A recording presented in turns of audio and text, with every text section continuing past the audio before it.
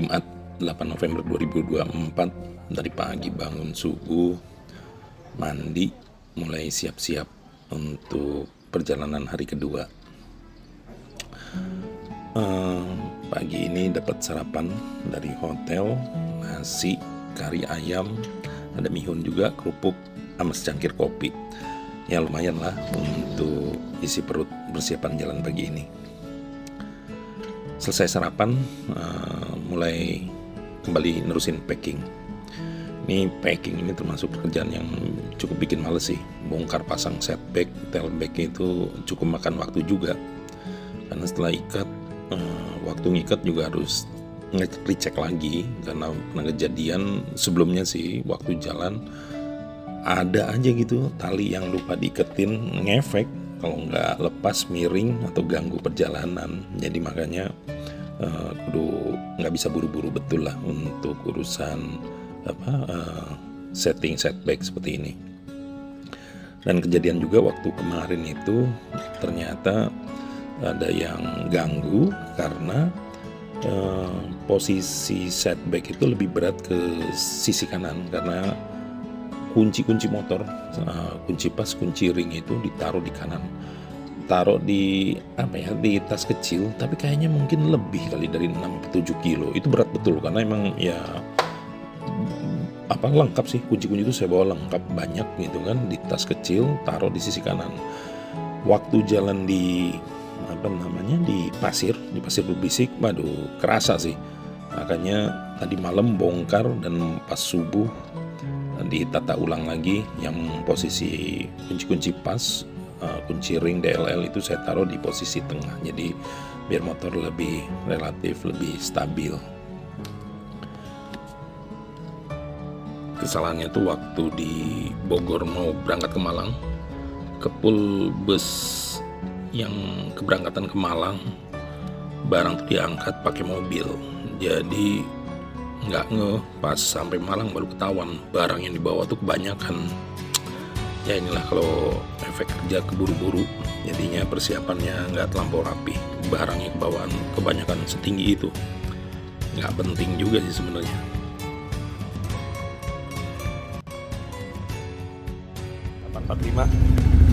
Dari Situbondo menuju Taman Nasional Baluran. Tanggal kilometer 32386. Oke, packing udah siap.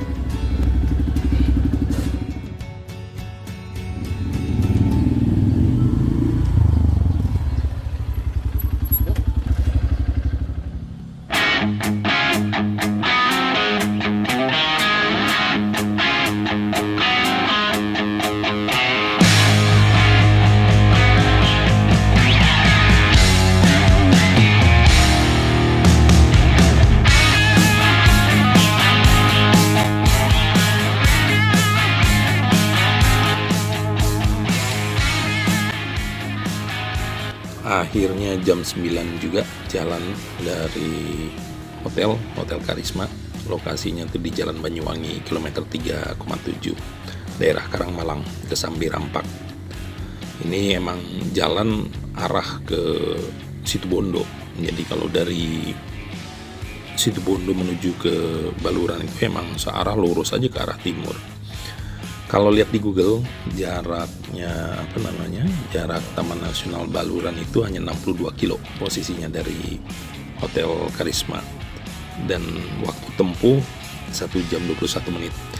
Ya, waktu tempuh 1 jam 21 menit itu hanya acuan di Google. Pasti itu kan kecepatannya stabil, nggak berhenti. Tapi kalau kayak saya gini, ya pasti akan banyak berhenti-berhentinya. Cuacanya cerah, asik sih. Jalannya mulus, cuacanya cerah, dan kendaraan juga nggak terlampau ramai. Jadi perjalanan ini sangat dinikmati betul lah.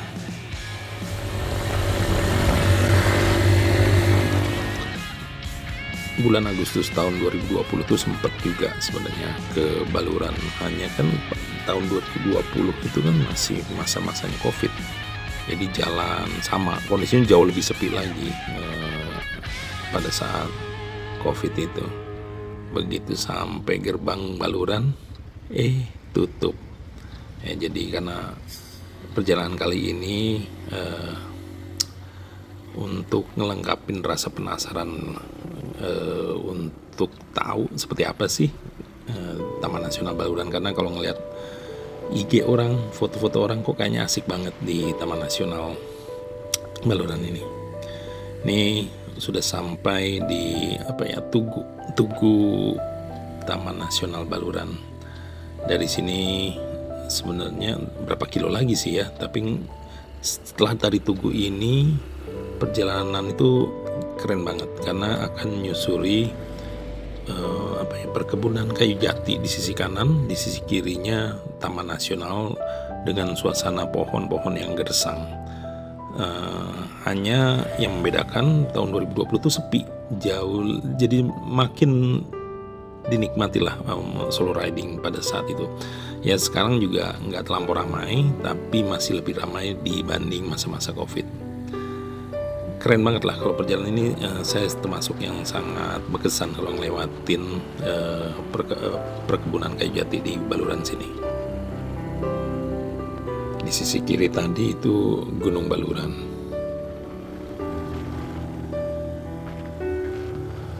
Lokasi Taman Nasional Baluran ini adanya di kalau nggak kelurahan atau desa ya, Desa Sumberwaru, masuk kecamatan sih ke Kecamatan Banyu Putih di Kabupatennya Situbondo, Jawa Timur. Ini kawasan pelestarian alam yang masih memiliki ekosistem asli gitu, dikelola dengan model sistem zonasi.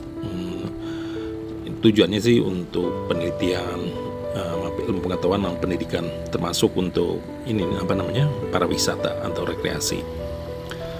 Baluran ini udah ada sejak tahun berapa ya, disahkannya lah ya, ada dokumen resminya itu sejak zaman Belanda. Kalau googling sih katanya ditunjuk sebagai Suaka Marga Satwa itu pada masa zaman Belanda itu 25 September 1937. Jadi pemerintahan Hindia Belanda ya, bukan pemerintah Belanda, pemerintahan surat keputusan Gubernur Jenderal Hindia Belanda. Kalau kita ke arah Taman Nasional Baluran, kita akan melewati di sisi kanan itu tempat latihannya marinir Angkatan Laut kita ya. Nggak tahu deh nama persisnya tuh di daerah apa, tapi di situ ada tempat pelatihannya marinir TNI AL. Terus juga ada waduk Baljuti, Baljuti itu apa gitu, bahwa ada waduk lah di situ. Salah, bukan waduk Baljuti, waduk Bajul Mati.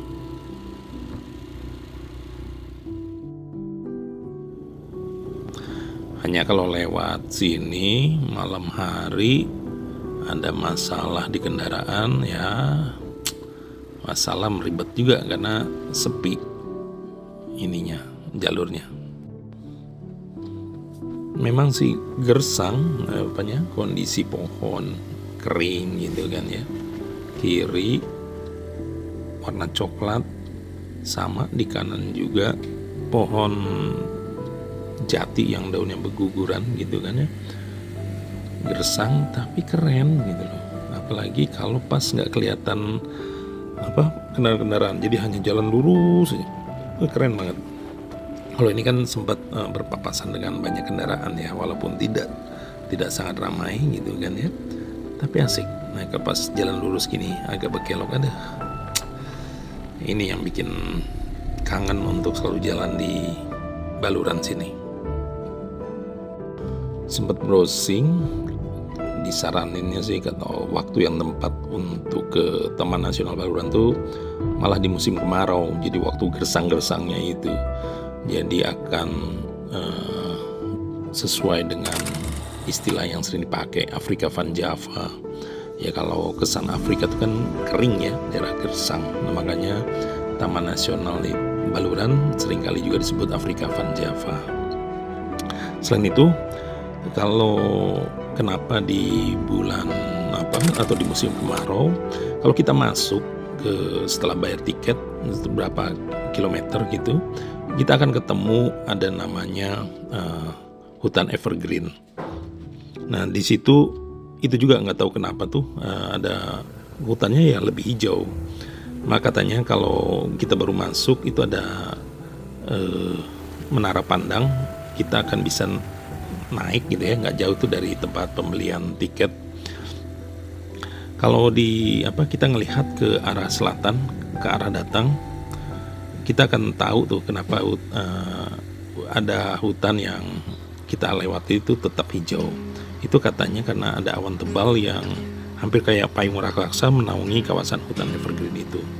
Jadi awan-awan itu berkumpul aja terus di situ, walaupun angin tetap bertiup kencang, itu tetap awan di situ. Makanya ada di situ hutan evergreen. Ya, itu pendapat itu benar apa enggak? Ya, itu yang saya baca. Kalau mau cari ininya ya cari di artikel yang lain benar apa enggak. Untuk sementara sih saya anggap benar aja gitu. Alasan di musim kemarau itu akan lebih baik gitu ya. Jadi sekitar bulan September atau Oktober itu biasanya itu binatang-binatang pada keluar dari hutan menuju ke hutan bekol untuk cari sumber air. Tapi saya sendiri waktu ke sana nggak kelihatan kecuali ya monyet aja sih. Kalau kayak banteng, ya, rusa atau babi hutan atau macan tutul gitu nggak kelihatan. Ya mungkin karena pas datang pas panas ya, binatang itu lagi pada di dalam hutan kali. Sepanjang perjalanan menuju gerbang Taman Nasional nyempetin beberapa kali berhenti untuk ngambil video dan foto. Sayang banget kalau nggak punya dokumentasi perjalanan di sini. Asik banget sih. Hanya ya karena jalan sendiri, kita manfaatin tripod sama timer aja.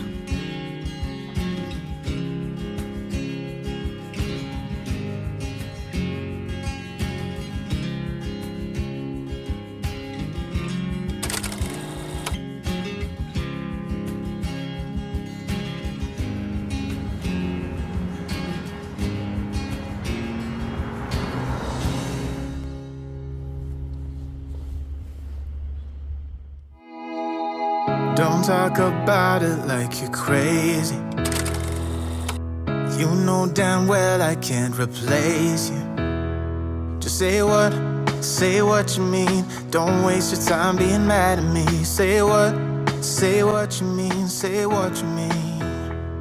And you'll get what you need. Get what you need.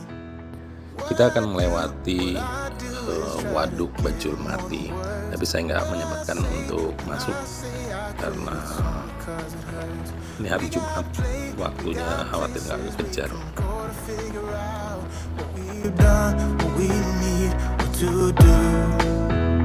I got you. The way you look at me is absent. It's like you're walking through a labyrinth. Just say what's going on. Don't waste your time being all alone. Say what you mean. Say what you mean. And you'll get what you need. Get what you need. What I do is try to give you more than words. When I say I quit, it's only because it hurts. We got places we can go to figure out what we've done, what we need, what to do. Yeah, I got you.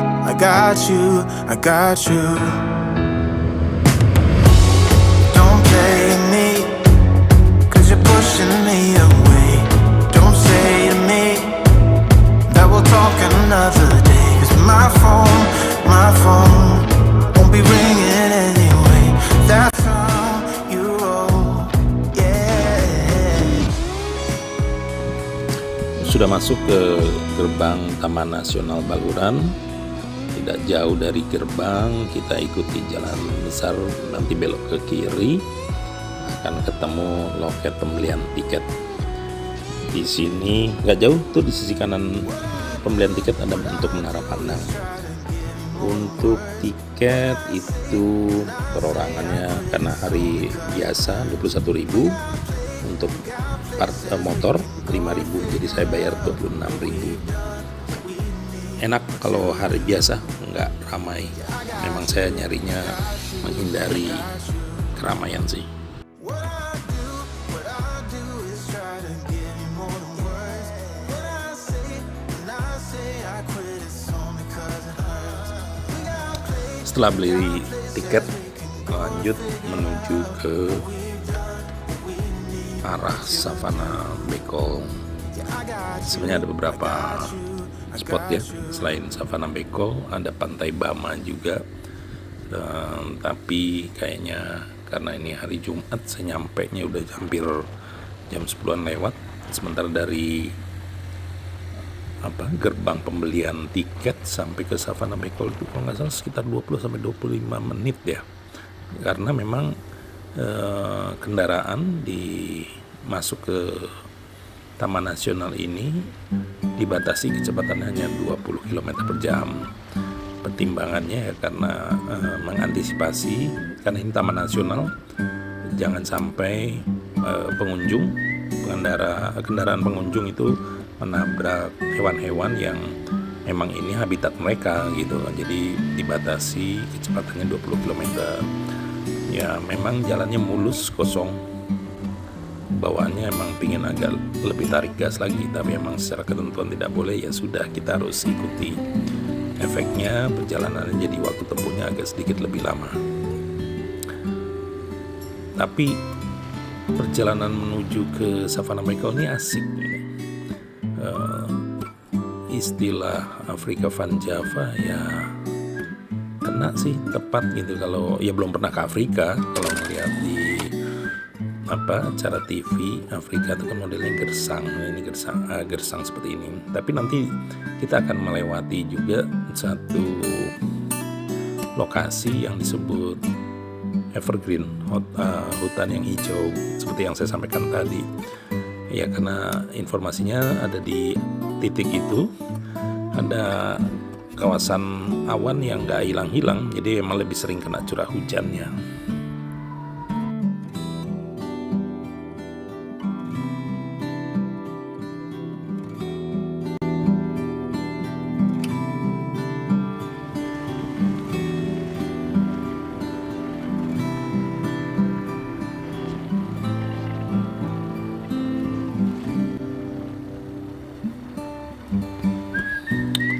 Untuk yang sedang jalan ke arah timur, ke Banyuwangi atau ke Bali lewat jalur utara, rasa-rasanya sih layak. Dan atau misalnya belum pernah ke sini, ini bisa jadi salah satu tempat pilihan untuk refresh, dapat suasana lain. Karena infonya Savana Bekol ini termasuk salah satu savana terluas di Pulau Jawa. Jadi kalau mau tahu savana paling luas di Pulau Jawa, ya ke Taman Nasional Baluran sini.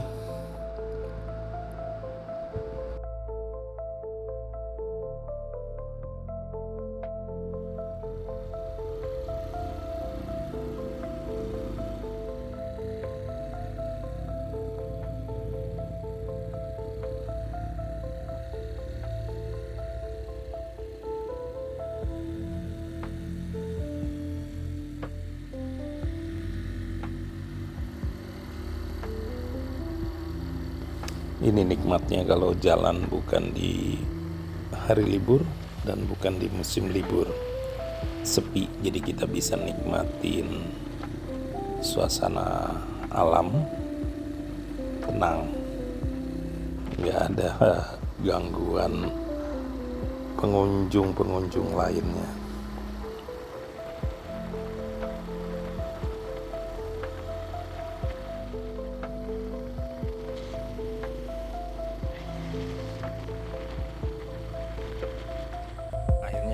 Akhirnya sekitar jam 11 kurang 9 sampai juga di Savana Bekol. Suhu mataharinya lumayan nyelekit, jegrak. Bentar lagi jam 12 ya, apalagi pas nanti jam 12. Emang savana ya kayak begini yang disebut Afrika Van Java. Ada beberapa spot, nih salah satu spot yang biasa orang ngambil gambar untuk berfoto atau video.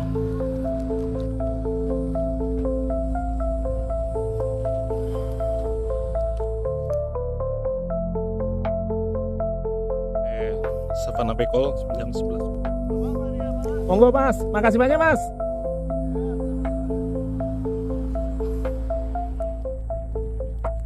Saya di sini nggak lama, paling hanya sekitar 20 menit kali ya, karena ini udah hampir jam 11, nanti Jumatan jam 12 kurang. Sementara kalau perjalanan sampai keluar gerbang aja sekitar 20 menit, jadi hanya ngambil beberapa gambar, video.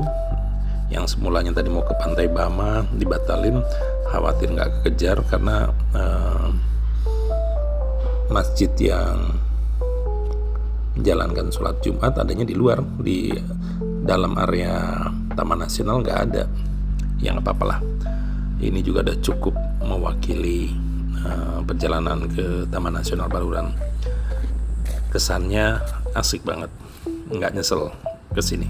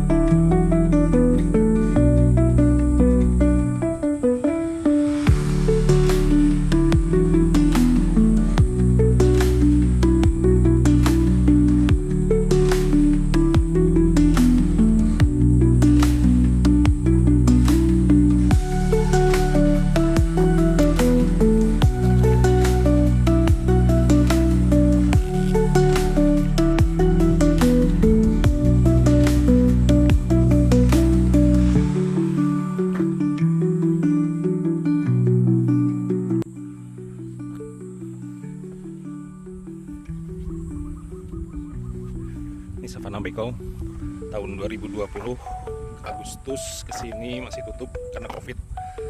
Jadi ini balik lagi, hanya waktu 2020 pakai Vespa Matic, sekarang pakai Honda CR-V. Pegel-pegel dah, yang penting jalan. 8 November 2024 akhirnya nyampe juga ke Baluran. Ini hanya ke Savana Bengkolnya aja karena ini Jumatan, kejar Jumatan. Di latar belakang Gunung Baluran, panas terik. Ininya sih yang kelihatan tadi hanya monyet, mungkin pada bertedukan. Lanjut lagi, kita mau ke penyeberangan di Banyuwangi. Udah, kita mau cari masjid dulu Jumatan, lanjut nanti ke Banyuwangi.